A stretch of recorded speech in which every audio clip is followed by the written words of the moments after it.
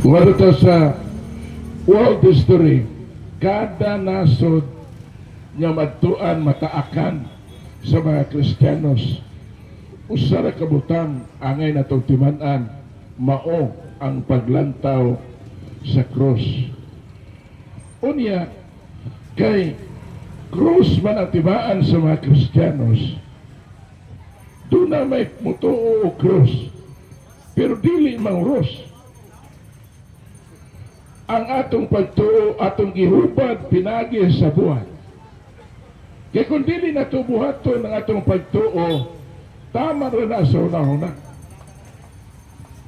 Mauna, nakita mga Katoliko, manguros ta, tungod kay naa sa kasaysayan, na ang sign of the cross, sumala sa world history by Benzer, ang pag-sign sa cross, isugdan panahon sa mga apostoles.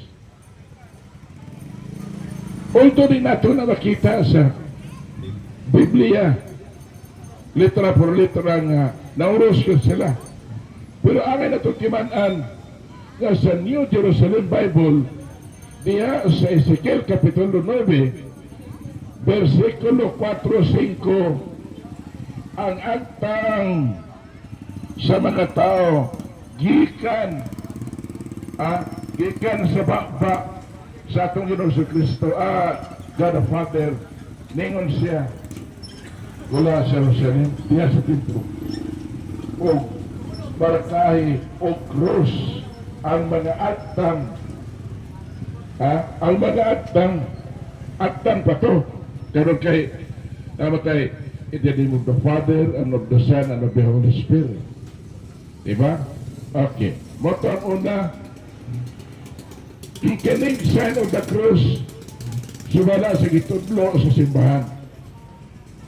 Sa libro ng naguluhan, The Catholic Explained, page 418, nag-ingon dito, when we make the sign of the cross, we would like to profess our faith to the Father, to the Son, and to the Holy Spirit.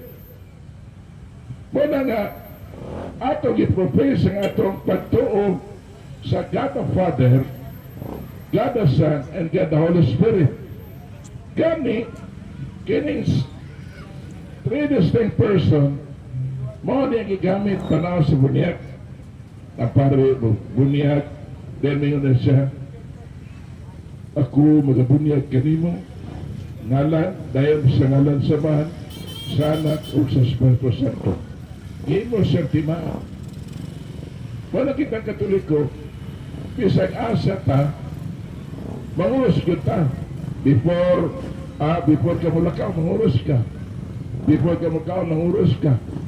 Why manguros ta? Because the sign of the cross, this is the seal of our prayer. Manisilyo sa atong pag-ampo.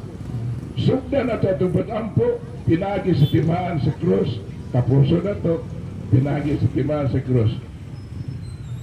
Therefore, it is easy for us to identify ya kung doon ay prayer rally, for example, daklan kayo nagkapok ng mga tao. Sago lang, na Katoliko, na dili Katoliko. Inigsugod o ampo, dito ni mo maila. Kinsa ang Katoliko dili.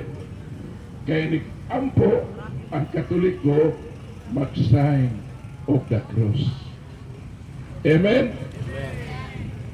1 Corinto Kapitulo 1 versikulo 18. Alang ka na to, alang sa mga dili giluwas, ang cross binuang. Apanalang ka na itong ginaluwas, gahom kini sa Dios.